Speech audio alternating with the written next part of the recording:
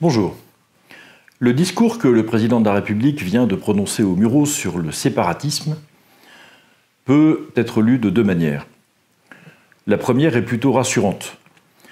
Il marque sa détermination à lutter contre ce qu'il appelle l'islamisme radical ou bien le séparatisme. On dirait mieux l'islam conquérant, mais enfin, les mesures qu'il préconise sont celles que j'avais moi-même indiquées dans mon livre « L'islam à la conquête de l'Occident » paru il y a 2 ans. Ces mesures relèvent d'un renforcement des pouvoirs publics et de leur présence partout où l'islam conquérant se manifeste. Le président de la République prône un renforcement du contrôle des associations qui portent aujourd'hui des centres culturels, des écoles coraniques ou des mosquées. Il veut que ces différentes institutions passent sous le régime des associations cultuelles avec un contrôle renforcé, en particulier sur le plan fiscal et administratif. Il souhaite que, effectivement, des modalités plus larges de dissolution des associations qui se rendraient coupables d'une lutte active islamique contre la République soient plus facilement dissoutes. Et donc tout cela va dans un sens qui est plutôt favorable et, à première vue en tout cas, cette orientation politique est plutôt rassurante. Cette fermeté-là est bienvenue. La prise de conscience du sujet me paraît dans une large mesure à la hauteur des enjeux, mais malheureusement ce discours contient un certain nombre de zones d'ombre, pour ne pas dire de points formels d'inquiétude.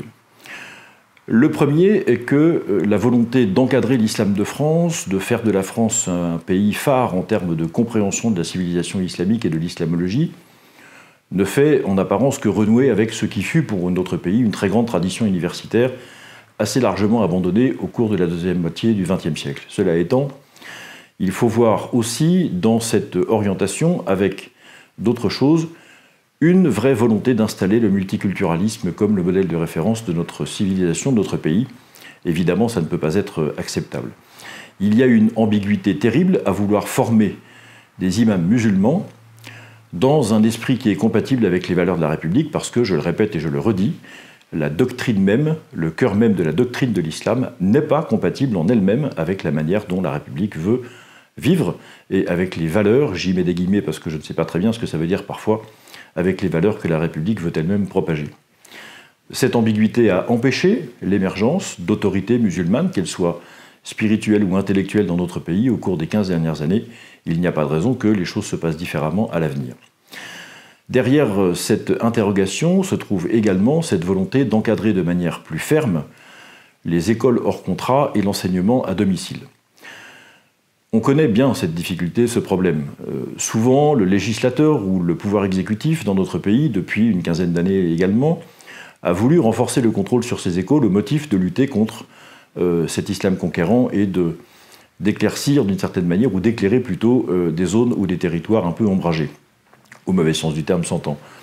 Malheureusement, je ne vois pas très bien comment des écoles hors contrat ou l'enseignement à domicile, qui sont parfaitement dans les clous, si j'ose dire, d'un vrai enseignement qui ne vise pas à déstabiliser notre pays ni à installer une civilisation contraire ou contradictoire, eh bien je ne vois pas comment ces parents ou ces associations qui aujourd'hui enseignent en dehors des limites de l'éducation nationale ne pourraient pas être inquiétés.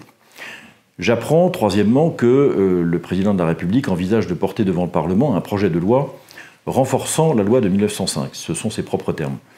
Je ne sais pas très bien ce qu'il y aura dans ce projet de loi, mais j'y vois d'ailleurs dans la droite ligne de ce qu'il avait défendu dans sa campagne présidentielle il y a maintenant 3 ans, une volonté d'une forme de reconnaissance de l'islam par la loi, ce qui serait assez baroque dans la mesure où le principe même de la loi de 1905 affirme que l'État ne reconnaît ni ne subventionne aucune religion. C'est le texte même de l'article 1er.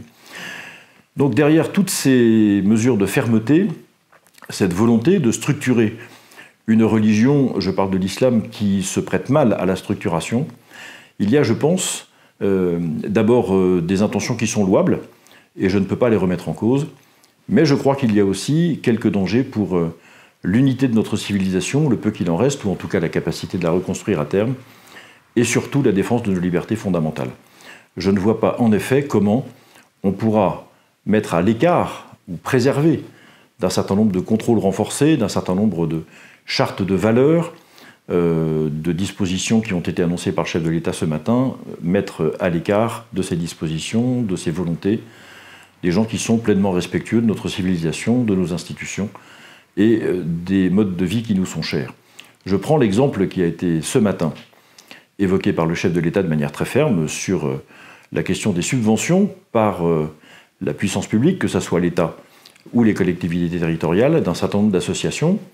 Ces associations, toutes les associations, demain, devront signer une charte par laquelle elles s'engagent à respecter les valeurs républicaines. Très bien, faudra-t-il considérer que les associations pro-vie, les mouvements familiaux, ou bien des associations qui veulent promouvoir une lecture de l'histoire qui soit assez différente de l'histoire officielle d'aujourd'hui, par exemple, pour ne prendre que ces cas, ces associations seront-elles demain contraintes de s'aligner sur les schémas laïcistes et d'une certaine manière niant notre histoire nationale pour continuer à toucher des subsides publics? C'est une question qui sera posée. En tout cas, si le discours du chef de l'État peut paraître rassurant de prime abord et comprendre des dispositions que, encore une fois, j'ai moi-même soutenues, il reste que beaucoup de zones d'ombre sont à éclaircir et que l'intention générale demeure très ambiguë. J'appelle donc chacun et chacune d'entre vous à une très grande vigilance sur les textes qui seront publiés ces semaines-ci ou ces mois-ci, puisqu'il semble que le projet de loi sur la laïcité arrivera au Parlement à la fin de l'automne. Et donc, comme d'habitude, d'une certaine manière, avec le chef de l'État, l'emballage peut paraître assez séduisant. Attention à l'ouverture du paquet cadeau. Merci de votre vigilance à tous et à vendredi prochain.